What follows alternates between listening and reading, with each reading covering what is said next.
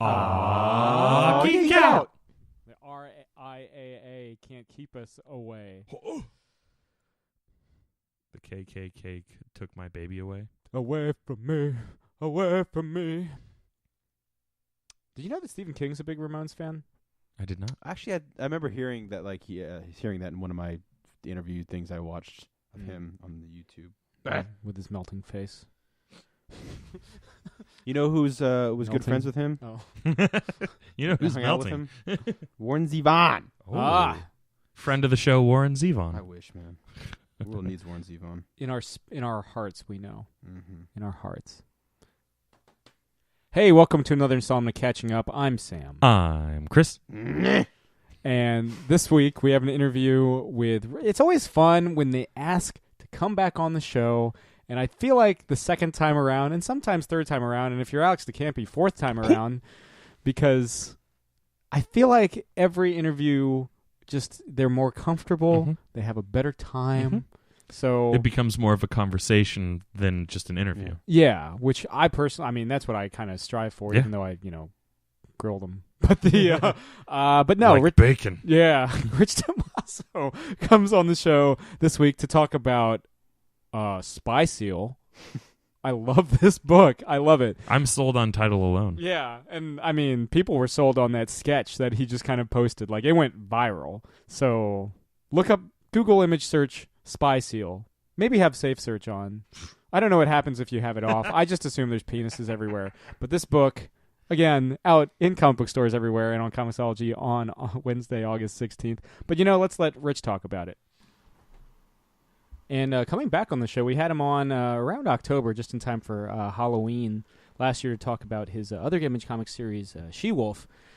We've got Rich Tommaso back on the show, this time talking about his new Image Comics series, Spy Seal, which I guess around that time, October, it kind of debuted online and just kind of took the internet by storm. And now here it is, the first issue comes out on Wednesday, August 16th. Yeah. Rich, thanks for coming back on the show. Hey, yeah, thanks for having me back. So, to kind of recap, this is a character that you had come up with in high school. What was kind of the story and inspiration behind coming up with this, this clandestine aquatic mammal? Yeah, it was around seventh grade, I think, when I came up with him. I was the big inspiration was I was watching a lot of Danger Mouse cartoons at that time, and so I wanted to do something like that, like something in the spy genre. But I would like just draw mostly with colored pencils, and I would just open up these books on wildlife in the Antarctic, and for some reason I was like obsessed with drawing these characters, and I remember drawing a seal and thinking, oh, that would be a cool character I could use. I remember like really loving the penguins, drawing the penguins, but I was a big Bloom County fan, so I said, well, there's no way to outdo Opus, so I'll have to use something else. And so it was just kind of, because your line work here really does remind me of like Hergé and the Adventures of Tintin and that sort of thing. Very clean line work, the use of color and everything in here. So yeah, thanks. That's Tintin is like the major inspiration for the major influence here for this new stuff that I'm doing now. Back then I was doing a comic called The Urban Assault Vehicle. It was this like, I guess it was also like a spy comic. I'm not sure why I was so into spies, because I wasn't like a huge 007 fan. I definitely watched those movies, but I did like 16 issues of that thing. Like I started when I was in 5th grade and did like 12 to 18 page stories, and maybe I'd grown tired of that story and decided to do something with a new character. Well, what made you want to dust off Spy Seal? Just kind of like, or had he been something that you would kind of free sketching on the side all along? It's funny because every once in a blue moon I'll sketch him.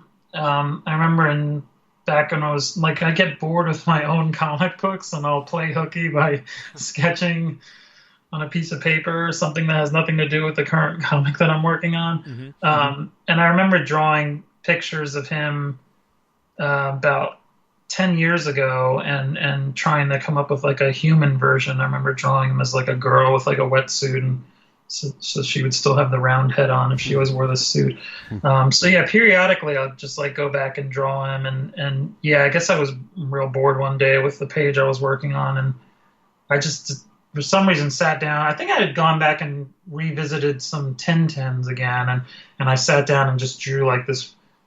I just penciled this little sketch of him hiding from these spies in China, and there's like a guy in a basket, and yeah, just decided that to just throw it up on Facebook, not thinking it would really be a big deal, and just that whole weekend that followed was just constant messages. I was getting like texts and instant messages and Facebook messages and tweets, and it just kind of blew up in the next like 4 days. It just kept getting more and more messages, and everybody was wondering when the comic was coming out and was I working on stories. And I was just like, I'm just bored. I was just bored and drew this little sketch, for fun. But what do you think now that it's almost been like, it's been about like 9 months or so since the public has been exposed to Spy Seal. If you had to nail down, and I know this is like almost like tarot card reading, what do you think it is about Spy Seal that endured and captured the attention? Like, what do you think was that lightning in a bottle quality to Spy Seal? I wasn't really sure until a few months later. I started picking up some new comics. There's a comic called Animal Noir that I really like that IDW publishes, and I remember really enjoying that, and getting excited every time I would get an issue. I'd be excited to read it before going to bed, and I thought, maybe this is what's going on. Maybe there's just not a lot of this stuff around as much as there used to be. Like in the 80s, there were so many like cartoon animal comics, like Usagi Yojimbo, and Cerebus was still kind of going strong, and Fantagraphics even published a lot of that kind of stuff, Critters and Captain Jack and these things. And I think those things have kind of disappeared for so long that, even when you're reading mainstream comics, even if you read superhero or crime, like everyone's going for reality. And maybe after so much of that for the past, 20, 25 years, maybe people want this kind of thing again, just something that's fun and kind of reminds them of old cartoons from the 80s. I'm not sure. Yeah, but I do think it's something like that, because I do get excited about things like I like reading Dungeon, the Louis Trondheim comic story. So yeah, I think maybe it's just something that there's just not that much of it anymore, and people kind of want to see a return of stuff like this.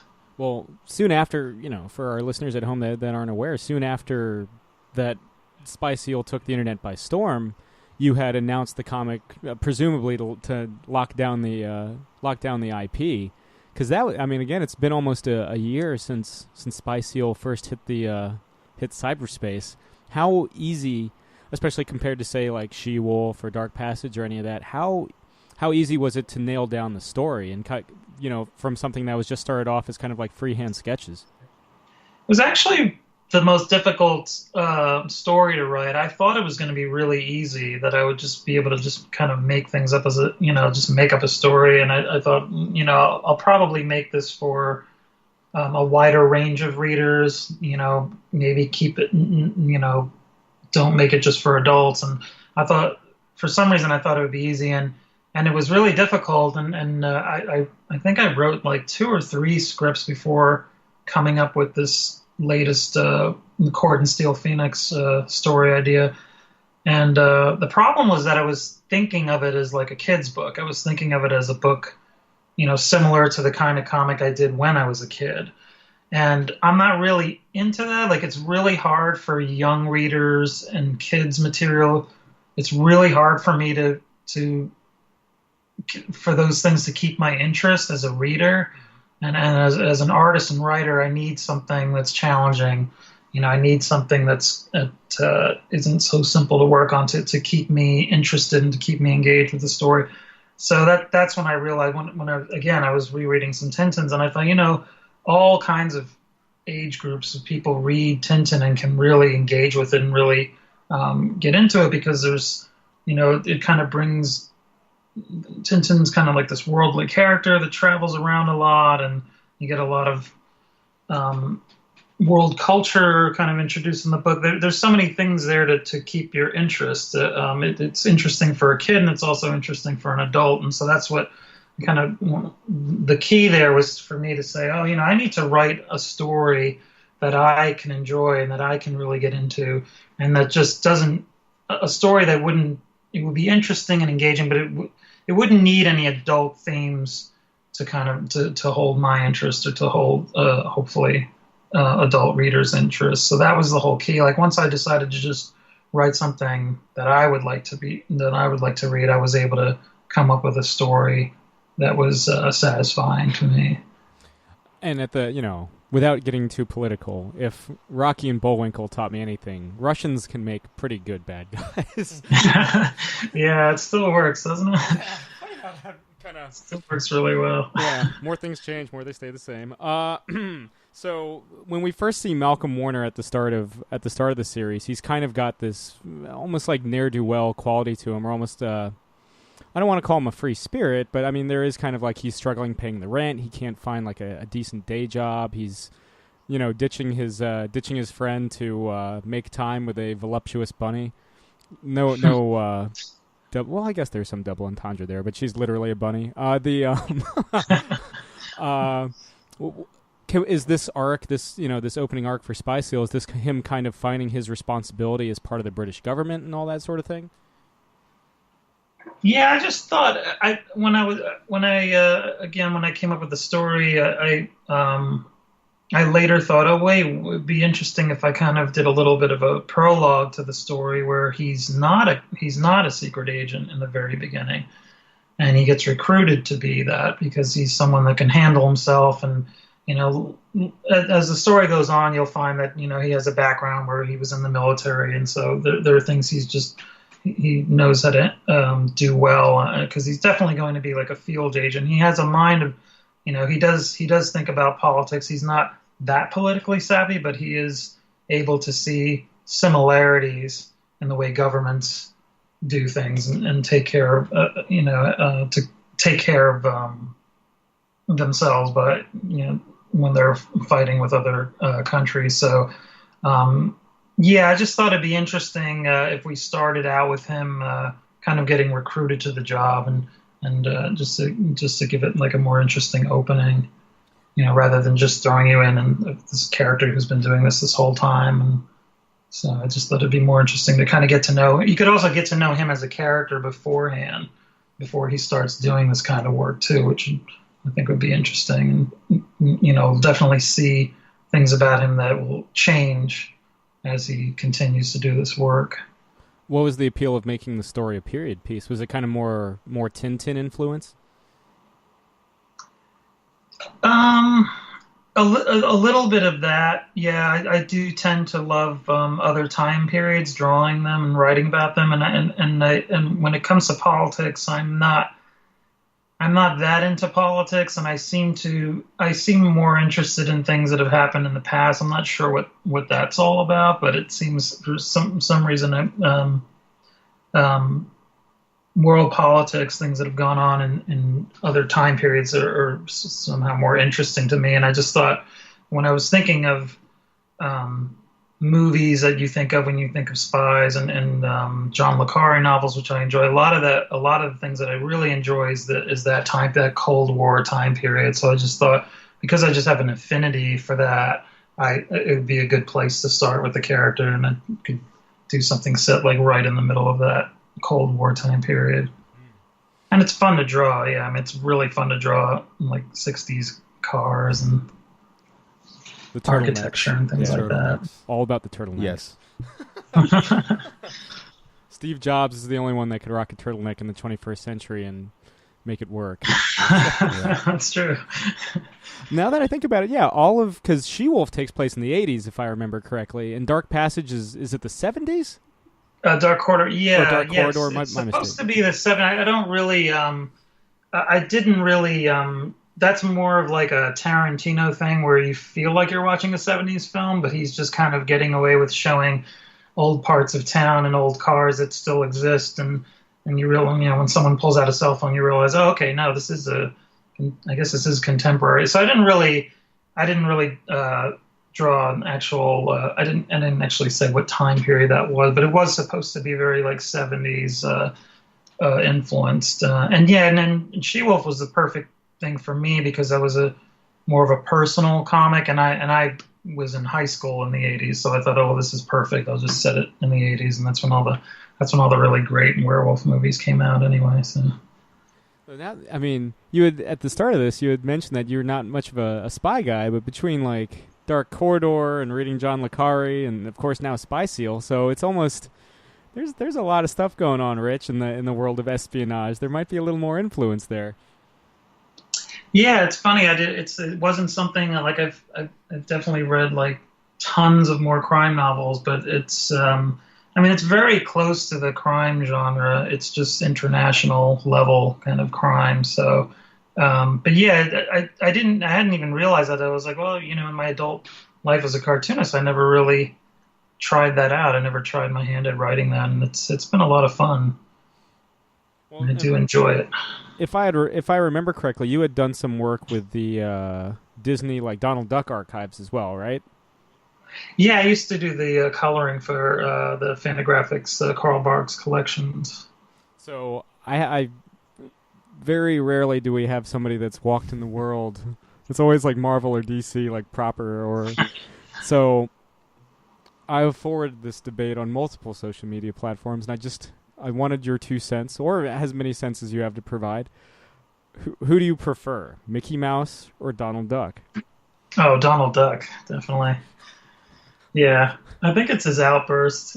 I tend to laugh at any movies or TV shows, or there's a lot of outbursts on like Better Call Saul too. For some reason I love Martin Scorsese movies. Like sometimes it drives my girlfriend crazy when I'm watching stuff like that or Curb Your Enthusiasm. But I really like when people argue, and it just like, I don't know, Donald Duck makes me laugh. How he's always like freaking out and blowing his stack. There is a Donald Duck gif for anything. So I don't. For me, I don't know.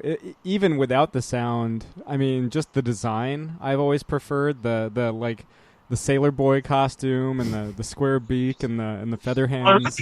Yeah, and I really love ducks. Like I'm a big fan of Howard the Duck. I like especially the old Howard the Duck comics, the Steve Gerber ones. I just really love. Yeah, I love like cartoon duck characters. They're pretty awesome. Their designs. I don't know. And I love the way Carl Barks draws them too. He's so good at that. I don't know what it is about cartoon ducks. I don't. So who reigns supreme then? Is it Donald or Daffy? Because I like Daffy just a little bit more because he's like insane. I can understand what he said. But he's also like an insane person.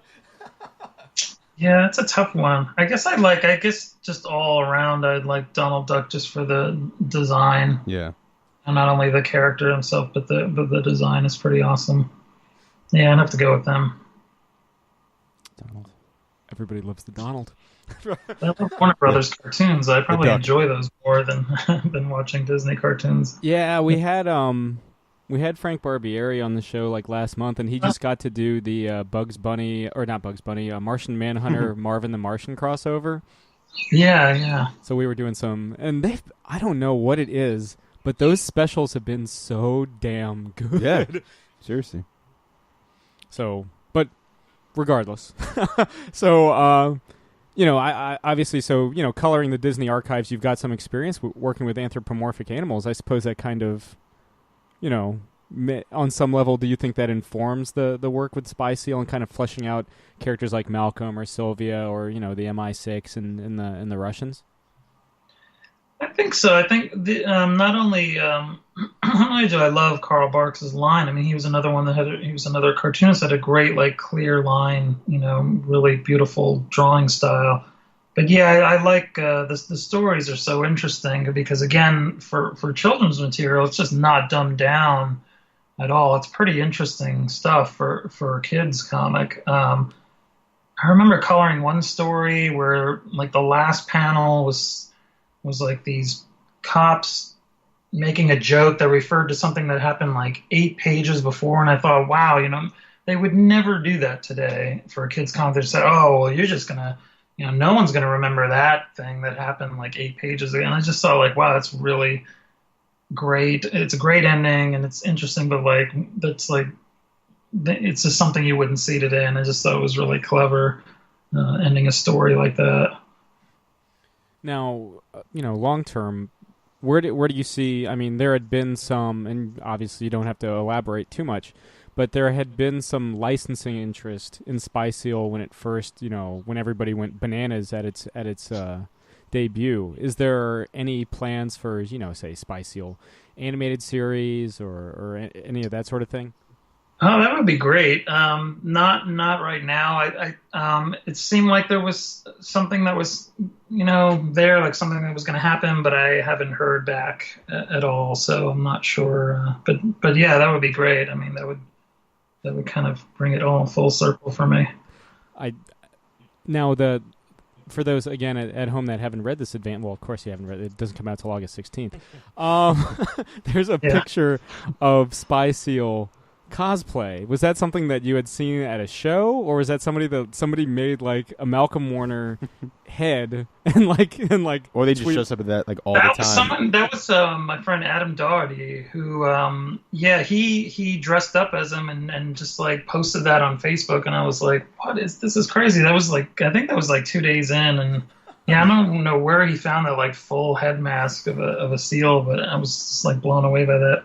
And that's another thing I was kind of thrown back because I don't think anyone had ever cosplayed any of my characters before. And again, this was off of a sketch, so I was like, wow, what's going on?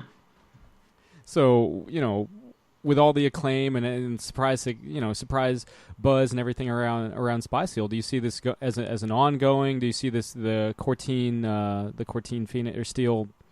Cortin Steel Phoenix. Cortin Steel. So I had all the noun or words. You just said it. Yeah.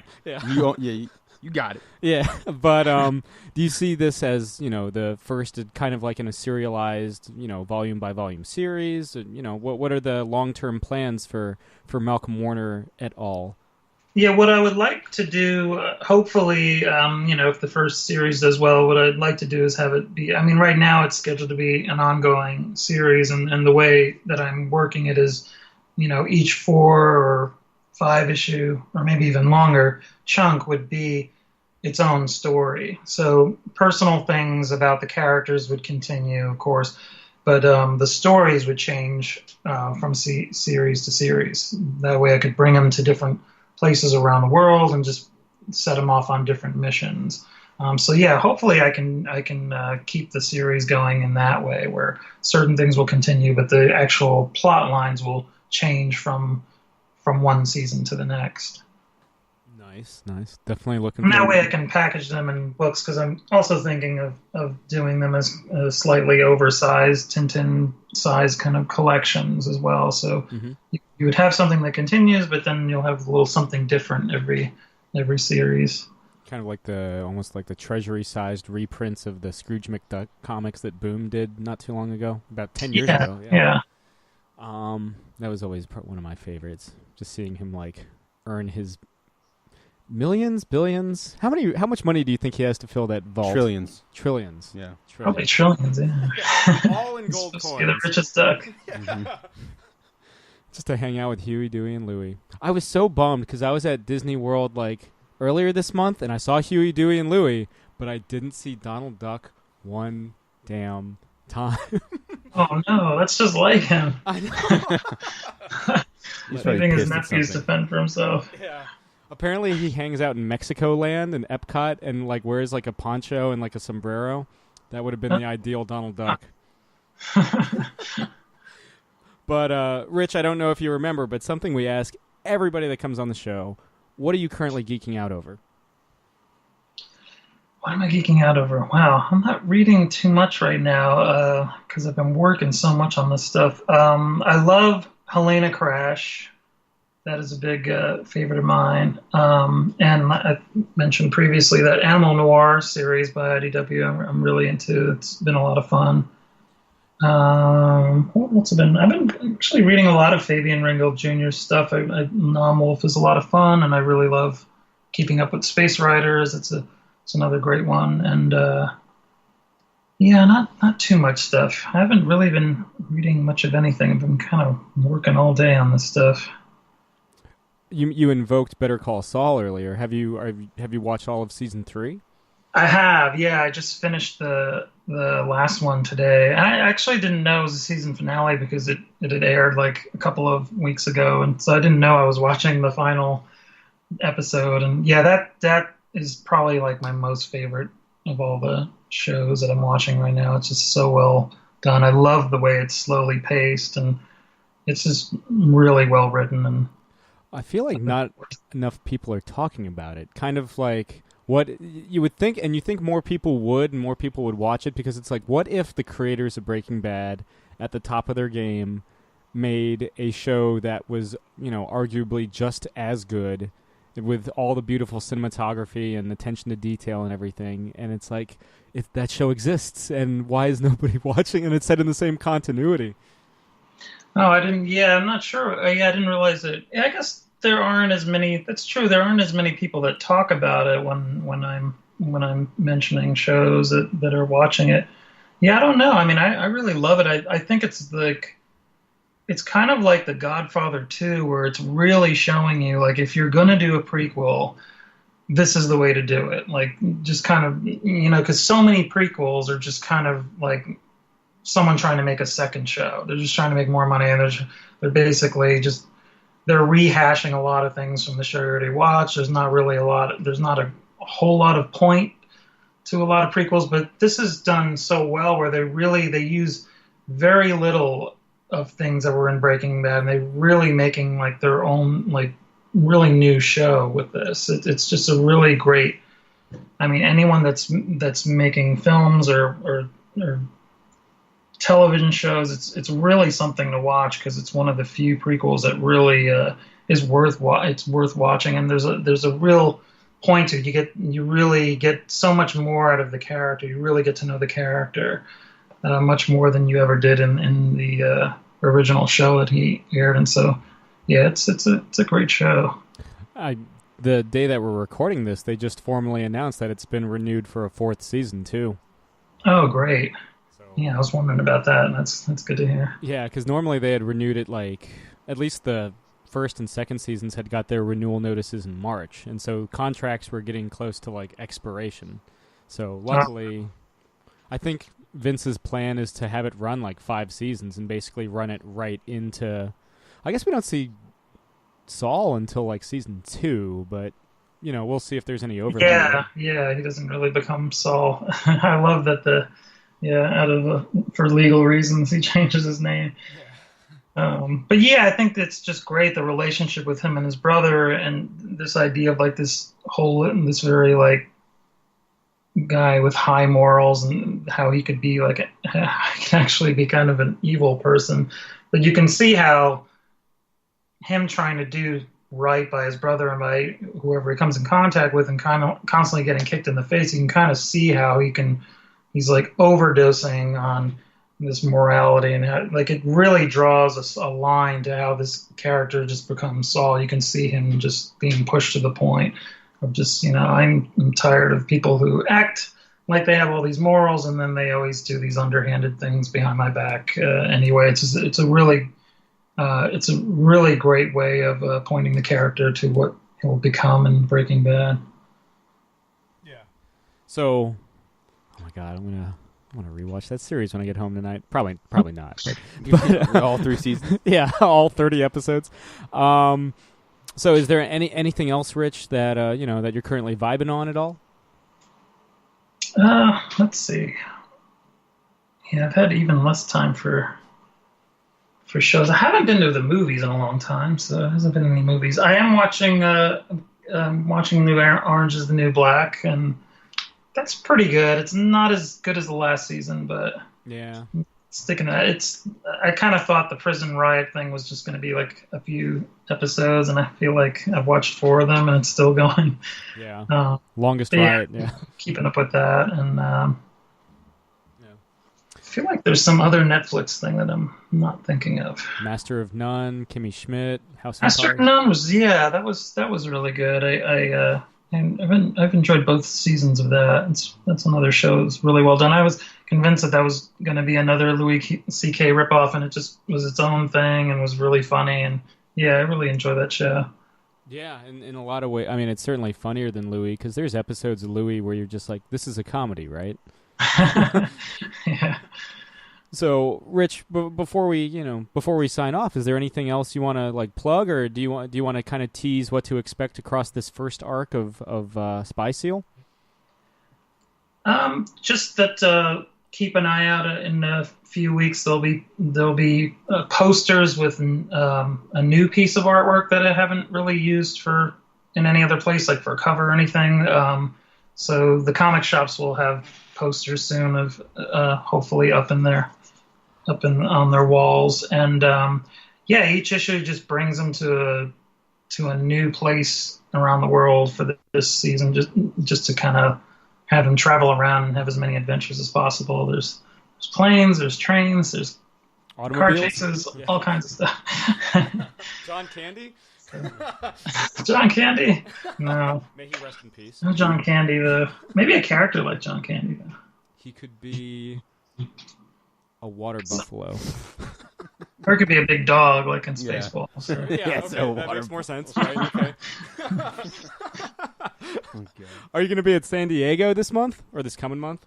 No, not this year. No. Yeah, this summer I've got to really, get all this stuff done. I've got to just kind of... Because this is almost strapped in. Is Spy Seal a top-to-bottom Rich Tommaso joint? Yes, it is, yeah.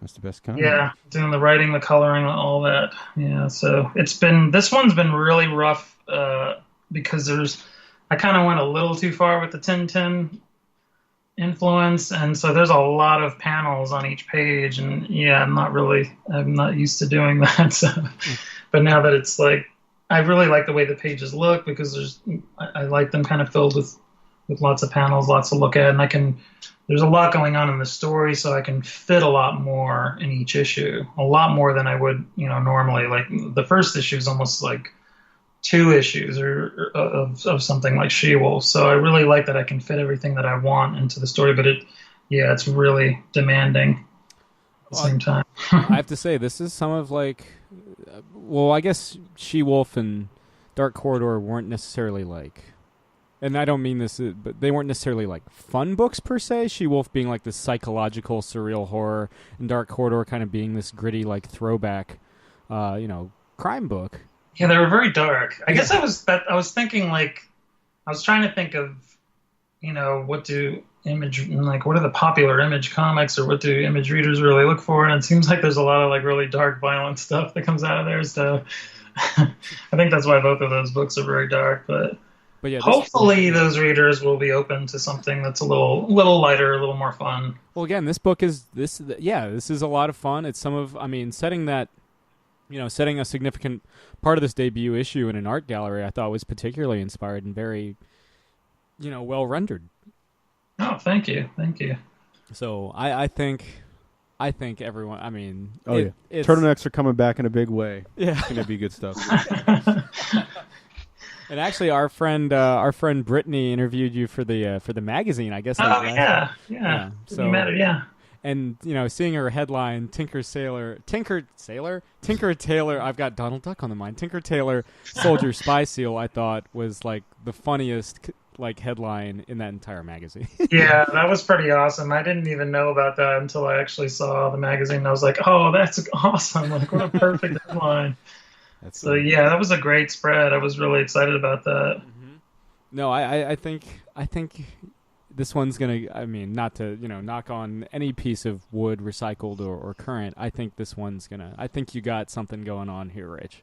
Yeah, I hope so. I'm trying to kind of I'm trying not to get my hopes up too much either. But it does seem like everyone at Image is really excited about it, and they're kind of putting a little bit more in the way of promotional ideas behind it. So yeah, I hope it does well. I'd love to keep it going. I have plenty of ideas for the series moving forward, so it'd be great if I could keep doing them for a while.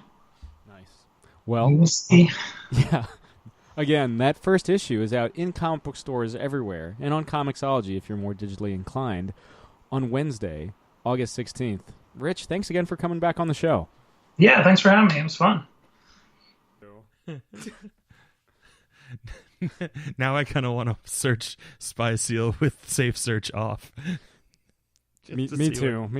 Honestly, I really do. For me, it's curiosity, though. I don't know why you want to do it. I know why I want to do it. But thanks again to Rich for coming on the show and indulging our particular band of peculiarity. Donald Duckisms. Yeah. Oh, my God. There really are. And I feel like, I mean, you guys have seen the Donald Duck GIFs I've used. Yeah.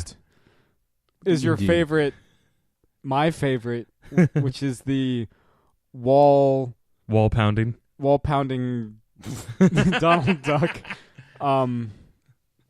dance move.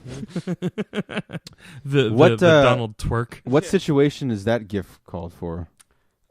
I believe it's celebratory. Yeah, it's universal. That's the only GIF you need. Yeah. If honestly, that's why there's a GIF for all. Because it's the GIF. Yeah. If somebody brings up like Drake lyrics, because I'm pretty sure there's like there are Drake lyrics that basically describe what Donald's doing in that GIF. Pounding the wall with his feathery bottom. Tuckus. Yeah. Buttocks. That's my favorite Donald GIF. But you were saying you're more Daffy and you're more Mickey because of the Steamboat Willie dance? Oh, the Steamboat Willie dance, that's fucking universal. You want to talk some goddamn universal. The tapping toe with the whistling and the driving. Yeah. That shit's where it's at. No, I mean, my favorite of like the trio of like Mickey, Donald, and Goofy was always Goofy. Like whenever we went to Disney World, Yuck. I'd always get the Goofy stuff. There have been sorry to interrupt, but like recently, Goofy's been making the rounds on some memes, specifically because of I guess his involvement in one of the Kingdom Heart games. Like someone has like a screenshot of like a couple characters from the game preparing for battle, and like Goofy has this just like intense stance. And they captioned it like, "Oh, we're about to hook you up." And then like there's another one. I don't even remember what the visual is, but it just says face down, ass up. That's the way we like to hook. Damn. You know who does a really good Donald Duck impression is Tom Cruise. Really? Yeah. He can do like the talking, like not that, like he can actually like talk. He was on some. He was on the Graham Norton show, and they had Seth MacFarlane like doing all these impressions, and Tom Cruise was like, "Do this," and then like, "Do you have any impressions?" And he did Donald Duck, and I was like, "God damn!" It's pretty intense. You never did see The Mummy, did you? No, I will. I So will fun. one day. I will. I haven't seen a movie in a long time, man. I haven't seen one since Wonder Woman. Well, it's funny. I was Chris talking. saw a film. He did. Yeah, but yeah. Well, I was just saying. I was talking to my friend at work. I was like, "Man, it's been a while." He's like, "How many months?" I was like 3 weeks. I was like, usually it's like a movie a week. I think especially during the summer. Yeah, these next couple weeks there'll be plenty of movies to see. Yeah. For the Planet of the Apes. Yeah, Spidey. Yeah. Which I'm not overly excited about, which is weird because it's Spider-Man, but I'll see it opening weekend because it's Spider-Man and I'm a sucker. Yeah. Friend of the show, co-host of Laserdicks, Ken, has bought tickets for a couple of us to see it opening night at the Alamo. See, I don't even know if it's an Alamo-worthy event. I didn't think it was either, but he was like, "I'm buying tickets," and I was like, "Okay, I like to go see movies with friends." I'm buying tickets. Josh? Yeah, Yeah, I told you he's been here. Josh. Been here the whole time. Actually, but little behind the scenes, we're all Josh. We just pretended to be Josh. That's why. he was always so quiet. It's the greatest impression. Yeah, is the Josh impression. It's really impressive how we're able to do all of our voices overlapping each other sometimes to make it sound like there's 100 of us. I like to think it's our professionalism. But yeah, you saw a movie. I did. Speaking of the Alamo, an event that was Alamo worthy. I got to see the new film from Edgar Wright a couple days early. I got to see Baby Driver at the Alamo, and it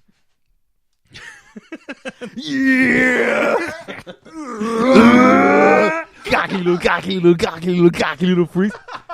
All I want to know is, and I'm pretty sure I know the answer, but they don't play Baby Driver by Kiss in there, do they? No. Which is a fucking waste. Do they play Mint Car by The Cure? Not that I recall, but I don't know how that song goes, so it might Mint car. Yeah. Mint car. Well, That's how it goes. That song does not appear in the soundtrack. It's the chocolate and mint car. There was something in the back of my head that told me that that's not how it went. And I'm glad that you were able to confirm that suspicion, Sam. No, if it's the Cure, you said? It's the Cure. Yeah, no, it's probably if it's the Cure, it's a mint car. It's so my makeup's running down my face. Friday, I'm in love. Car. I haven't washed my hair since the 70s. So listeners to the show will know my brand of reviewing movies to really just focus on, did I have fun while watching it? But there's something magical about Edgar Wright's directing style that just makes me want to like wax intellectually about like film and like really kind of utilize the couple years that I spent in film school actually talking about like theory and how to make shots, how to edit things. And it's a fucking masterclass in how to shoot and edit to coincide with music. Like it's that movie was better than any music video that I've seen in probably like since Michael Jackson was making music videos, just because of how intricate and how impressive it was. There's a whole one shot scene, I guess, played to music. I forget what the song was. I didn't recognize it, so it didn't stick into my head about what it was. But like, Baby, the main character, is walking down the street, kind of dancing along to this song. The scene that the Spider-Man 3 was trying to do, but like just did it so much better in Baby Driver because it actually like made sense. And like you see in like beautiful Edgar Wright fashion, like I said, it's all one shot. It doesn't cut away ever. And he's walking down a street to go pick up coffee and then bringing it back to where he started. And like lines from the song dictate certain actions that happen in the movie. There's a line in the song that's like, I turned right, and like that's right when Baby has to turn right to like cross the street or something like that.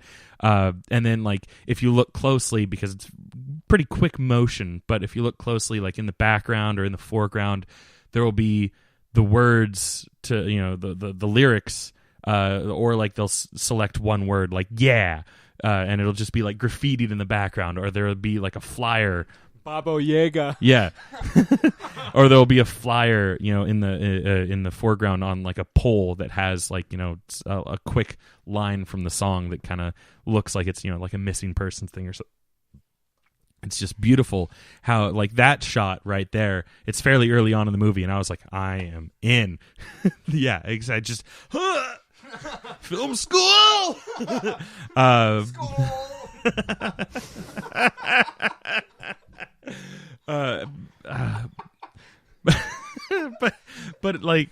it's just it's very kinetic, which is something that I feel is kind of lacking in a lot of like comedies nowadays. And like Baby Driver isn't like a straight up comedy, but in true Edgar Wright fashion, like it's a very comedic movie. It's a heist movie. But like it's funny both visually and in dialogue. Does it lean more into the crime action than comedy? So is it more a truer crime film than say like even Hot Fuzz or any of that? Yeah, it's Hot Fuzz, I would say, ventures into parody, whereas Baby Driver just happens to be people that have a sense of humor about what they're doing, kind of like Ocean's 11, actually even Ocean's 11 was more leaning towards comedy than this was. Like I said, it's just more of like, because Edgar Wright can't do something serious, and not in a bad way, in a beautiful way, because he excels at sprinkling in his humor, and every time he does it, it like adds to the movie. And just and that, you know, the scene that I was talking about is like kind of a perfect example of just how he uses music in this movie. And like I remember actually, speaking of me in film school and Edgar Wright, we watched in one of my classes, we watched and kind of dissected Hot Fuzz just because of the sound editing, because he does a great job with like sound effects and things like that in Hot Fuzz. And I think in this movie you could do the exact same thing, but do it with music editing, you know, both soundtrack, you know, incidental, and the other kind of music that you have in movies. Incidental is like just like background music, but like then there's another one, I forget what the word is, but it means like, you know, like in a musical when someone breaks out into song, or you know, like when Pee Wee Herman starts knocking on the door and it goes dun dun dun dun dun dun dun dun dun. But yeah, so yeah, it's just it's beautiful. It is, like I said, it's a masterclass. I highly recommend everyone see it. I want to see it at least one or two more times. Tomorrow, I might be off work tomorrow, so well, we're catching like the 10:35 show. That's fine. Yeah. I will even if I am working tomorrow, I will be off by then. Sweet. It's an injustice if I'm still at work at that hour. Stranger things have happened. It's true. I have been at work until 10:30. Yeah. So, yeah, I mean, it's Baby Driver and Blade Runner 2049 have kind of always been the movies this year I've been most excited to see. Mm-hmm. So I'm very curious. And, you know, while I was at South by Southwest, it had its premiere, and it got rave reviews down there. Not that I saw it at South by Southwest. I was mostly cooped up in a studio and coked out. Yeah. Just, oh God, where's the Tex-Mex? Give me one burger. No, I was mostly cooped up in a studio in San Marcos, but no, it was I was always curious. And Edgar Wright, I mean, even the films of his I don't particularly enjoy, there's such an attention to detail, and honestly, like Quentin Tarantino and Robert Rodriguez always kind of talk about being brothers from another mother. If there was ever a third, I would call it Edgar Wright. I would love to see the three of them collaborate on something. I would love to just see the three of them just like fucking hang out. Yeah, that too. Oh my God, they would wax into not even intellectually. They would just wax. They would geek out. Yeah, they would geek out over a movie. So because nice pull, nice plug. Because it's the Alamo. Before the movie started, they had clips playing before the film, and it was when we sat down. It was relatively close to showtime, so we missed most of it. But the last couple things that they were showing was this special promotion that Edgar Wright had done, where he just it's just him talking to a camera, the audience. Just being like, here's a list of my 5 favorite car chases. Here's a list of my 5 favorite car crashes. Here's a list of my 5 favorite songs, for movies. And so it was speaking of Quentin Tarantino, Death Proof. The car chase, the climactic car chase. Oh, with Zoe Bell on the hood of the car. Yeah, that was like awesome. Number 2. I think it was number 3. Bullet was number 2. Duel was in there somewhere. The fuck was number 1 if Bullet was number 2? French Connection? Yeah, French Connection. That's a foot chase. No, it's not. Yeah. There's a car chase? Yeah, Gene Hackman chases a subway train with a car. Yeah, that's a subway train and a car. That's bullshit. The guy sitting next to me, when he announced that Bullet, the chase from Bullet was number 2, he just had a similar reaction. Was like, yeah. I'm not going to see this movie. I should have been like, it's Tarzan. Yeah. And then find out that it's that fucking guy. No, that's the thing I love about stuff like the French Connection or Bullet. And the Blues Brothers was one of them. Oh yes. Specifically the final the through Chicago, the streets of Chicago, which apparently they had complete run of the entire city. They paid up the Chicago mob. Oh, nice. Yeah. Fun fact. Bullet. A fun fact that Edgar Wright busted out. They actually, the opposite, did not close down Seattle for that. So they had San Fran. Sorry. It was an S on the West Coast. It was close. I had It's along the Pacific Coast Highway. So they had like ADs and stuff like that, like trying to be like to traffic, like Guerrilla don't go this style. way. Yeah, exactly. And probably because it was one of the first movies that had like an extensive car chase scene, Well, the thing about Bullet that's so great, or at least changed the game. is it's like 9.5 minutes, and it's two No music. and it's it does. It has like the but like it's when very the- when- very subdued, and there's no dialogue. the moment when the car pops in the rearview mirror and it's like doom, doom, doom, yeah, and you're like, that Lalo oh fuck. Schifrin. Steve McQueen does his own stunt driving for the most part, Yeah. and it's just two cars chasing each other. There's no bullshit explosions. There's no like crazy editing, spinning around effects. It's just two cars chasing each other, and that's what's great. French Connection. I still haven't seen either movie. Yeah. Or the 7-Ups. Get out of here. Which also has, like, what's his name from French Connection? Roy Scheider. And has a really good car chase, too. Oh yeah, isn't that the Brody. pseudo Spin-off. sequel? Yeah. He I think that had one of his favorite car crashes, or maybe songs. I forget. The lists kind of blend together. To We me. should quit and have Geek Out be Edgar Wright, Quentin Tarantino, and Robert Rodriguez. Yeah. And then the show would actually be successful. Yeah, we'd get like our lifetime listeners. They'd get in the first 5 minutes You know what? of it being a thing. Yeah, Zach would still listen. So would thank I. you, Zach. Yeah, I would start listening.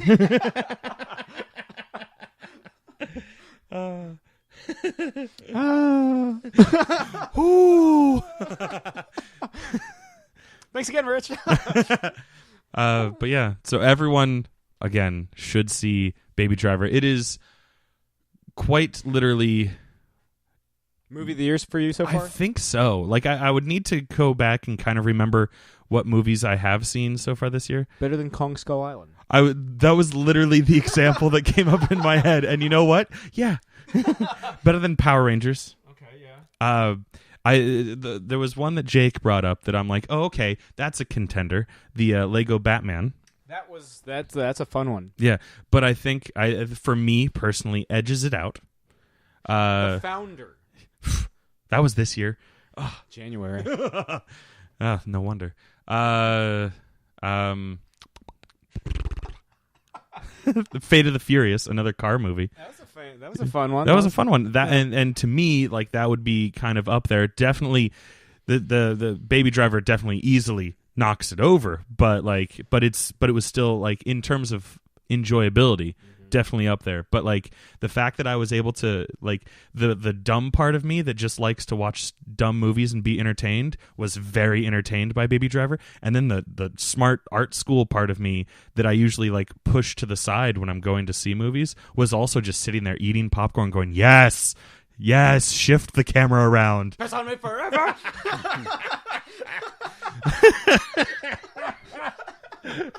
Yes, that's what art school Chris said to Edgar Wright while watching Baby Driver. You don't have to be in art school to say that.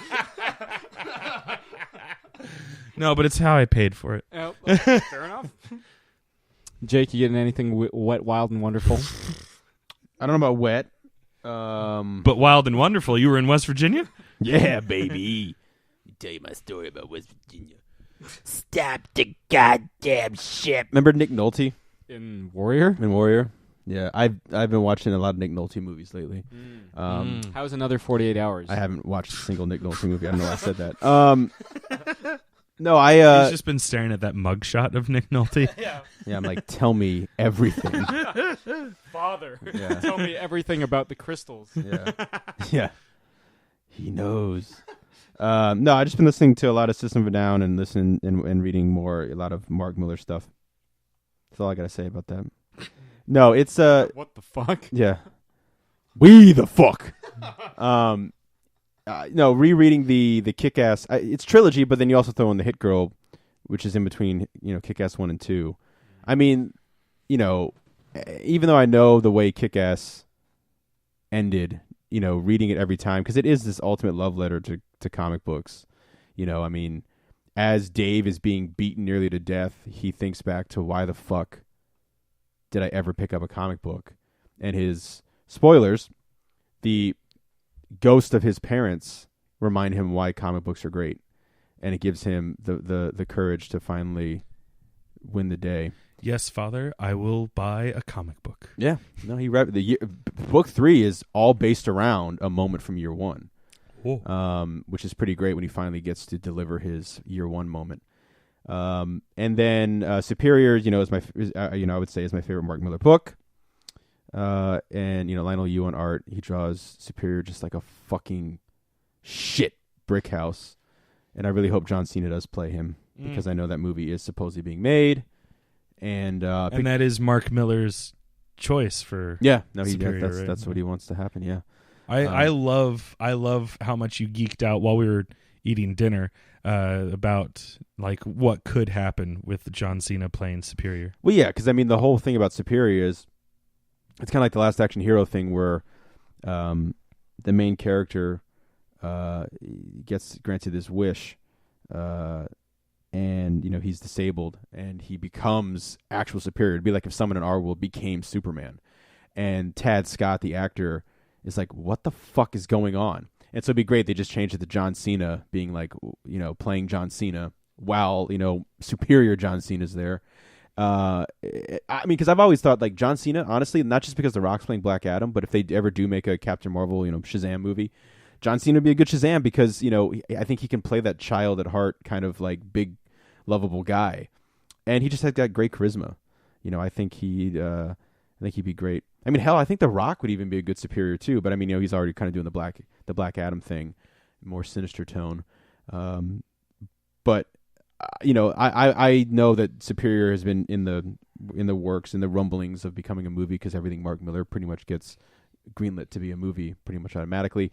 The Secrets, the Kingsman sequels coming out this year, which I'm looking forward to. Getting to know Jeff Bridges and the head of the Statesman, the U.S. section of it all. And I think what really helped kick off this the Mark Millar kind of reread here was I was flipping through my Voodoo, which I guess is 10 years old this year, which is crazy. Yeah. It wasn't acquired by Walmart for like several years into its lifetime. Yeah, it started out as pretty crazy. But I was flipping through my library and I was like, oh, you know what movie like I loved when it came out and I haven't watched since I saw it in the theaters was Kingsman. And then I went back and watched the first Kick-Ass, which to me still is like one of my favorite comic movies of all time. There's just enough difference where if you read the book or watch the movie first and then vice versa, you're still shocked by things that happen in it. I picked up Empress, which I have never read by him before, and I'm currently reading Jupiter's Legacy. So I like his style. Like one of those people like I wish I could write like Mark Millar because he looks at everything so differently. And he's one of those guys like, Max Landis is very good at like having that pitch. And something where like Mark Millar, with a Mark Millar book, it's very easily just to be like, boom, what if this, and then you're like, oh, that's interesting. But what if there was, what if you did become an actual superhero with Kick-Ass, and then there's so much more revolving around it. Obviously there is the aspects of parody and deconstructing it. Look, a good ultra violence in a comic book never hurt anybody, except the comic book characters who get fucking annihilated. But and he just like I said this last episode, but the fucking artist he gets for his books, I mean, is out of control. I mean, John Romita Jr., Greg Capullo, Lionel Yu, who else? I'm blanking on everybody else. Dave Gibbons. Yeah, Dave Gibbons, Steve McNiven. I mean, it's the list goes on. I mean, you just look at the list of people he gets. Yeah. Dodson's. Oh yeah, Trouble. It's a book that I read a long time ago that is very interesting. J.G. Jones. That's right, yeah. With Wanted. But was American Jesus, which that whole book is based on basically that last panel. The whole book leads up to that last panel, which is a bummer because it's supposed to be multiple books. And I remember he talked about, he's got so many stories he's doing. I don't know how these guys, not just him, but like guys like, Scott Snyder or... Yeah, I mean, all these books, like... What I always found interesting, like with Mark Millar books, is they're always like volume 1. Yeah. And it's like, well, there's no like Sean Murphy's busy. Is there supposed to be a second volume of Chrononauts, or like Raphael Albuquerque's back to doing like work with DC? Is there going to be a second volume of Huck? Yeah. That's a question I get a lot because they always see like the volume 1 on the spines, and they're like, "Is there a volume 2?" His from what I've seen with his thing is like it's all open. Like he just can, if the opportunity presents itself, boom, next story. Kick-Ass is one of the few where like I feel like he told, at least for Dave's point of view, he told Dave's story in those 3 volumes, including the Hit Girl volume as well. But I'd love to see and also too because he's creating Miller World, like his own universe, and a lot of his. There's a Superior poster for a movie for Superior in Kick-Ass 2, the movie, which is kind of cool. But just like like Hit Girl's reading like Super Crooks as she's training with Big Daddy, and I don't know. I really like his style because he can just beat you over the head until you're a bloody pulp, and then at the last second have this like moment of like just pure joy or like a tear-jerking moment out of nowhere that you don't expect. There's always the outliers like Wanted and Nemesis, which the whole point of those books I think are just to destroy you on every possible shock offend kind of thing. I think Nemesis being pretty hard to top, pretty damn hard to top, for that I can think of in terms of comic books that I've read. But Steve McNiven, man, he draws violence like nobody else. I mean, Old Man Logan, of course, Sure. I mean, that's not even, we're not even, really touching on his like Marvel and DC work. I mean, that shit came, before, way before he did the creator-owned stuff. Yeah. Actually, it was he used to work with Grant Morrison on The Flash and Swamp Thing, and then he did Simpsons comics for a bit. He also got his start with Sonic the Hedgehog. That's right. He's like, I have knowledge that I can never get rid of. Like, I know everything about Sonic. He's like, I know everything about Sonic. It's still stuck in my head. I remember, I don't think it was San Diego. Maybe it was San Diego, because I usually do the big 2000 AD haul, which is like the thing I'm most excited about San Diego, because they have that great booth there. But I picked up like some of the Grant Morrison Judge Dredd stuff. Oh, yeah. And I remember at the time reading it, and I was like, I like the Mark Miller Judge Dredd story better. And Mark Miller, to his credit, it's like I'm probably one of the weaker Judge Dredd writers. Yeah. Which isn't, I mean, it's not, I haven't immersed myself, but from what I understand, it's not terrible. No, I mean, like I said, I love Grant Morrison, I love Mark Miller, but when I read the 2 stories on the flight home, I liked the Mark Miller story better. Nothing against Grant. I mean, the story was good too. I just was like, oh, because the main reason was because at this time, Grant Morrison was king, and Mark Miller was still kind of like his mentee, and that didn't end well, supposedly, between the two of them. Yeah, they're still on the outs. Yeah. Mark Miller seems to be very much like, nah, I'm cool, and Grant's like, nah. Yeah. Well, he put a lid on his life. Yeah. Well, because Mark Miller's stuff gets turned into movies. Well, I mean, that's the biggest thing. Like, Grant wants, and I don't know why not. I mean, it's pretty out there. His stuff is out there, but you don't think you could have a Doom Patrol movie? Yeah. I want to do a Patrol movie. But I mean, like, I don't get that reference because I haven't read it. But I mean, they. I mean, I do understand that it's very out there. Yeah, he was pretty. I want a Doom Patrol movie. Yes, could. Let's keep going. No, but I mean, like, does it have birds? Animal Man. Oh man, I would love an Animal Man movie. Yeah, and I did read that. His Animal Man is king, and yeah, but I mean, like, they've done there's some animated stuff based off his work, but I think that is very much. I mean, Grant really wants some of his stuff to be adapted, and who knows, one day maybe they'll make Claws year 1. But the filth, yeah. Oh no, they are making Happy. They're making a TV show based on Happy. Oh, using the Pharrell song, I'm sure. I hope not, because that's a weird comic book. It's a weird song. But yeah, and then System of a Down. It's just every so often I fall back in love with their first album, their debut album, self-titled System of a Down, and it's just like the weirdest, most like brutal, screaming, melodic piece of shit I've ever heard in my entire life. I love it, and they've said they were going to release an album in 2017, but I don't think anyone's holding their breath for that because they haven't released new music in 11 years. Really? So, yeah. Yeah, because they went off to do their own solo shit. And then they came back together. I guess and it was had, about like 2005 that Steal This Album. No, it was 2005 and 6 was Mesmerize and Hypnotize. That's right. Yeah, Steal This Album was them basically being like, you guys keep stealing our shit and we're trying to make a fucking album. Steal it. So, yeah. Yeah. Well, cool. Well, thanks again to Rich Tommaso for coming on the show. Again, always a pleasure when they all come back. And again, I mean, that first issue of Spy Seal is just so much damn fun. And it's out in comic book stores and on Comixology everywhere on Wednesday, August 16th. This has been another installment of Catching Up. I'm Sam. I'm Chris. I'm Jake. Fried chicken. Thank you very much. Good night, Eric Bana. This has been another Geek Out production. If you enjoyed what you heard, hey, we've got a special episode every Friday. Of course, there's the usual Catching Up show every Wednesday. And you get book club episodes just about every Tuesday these days. Thanks for listening.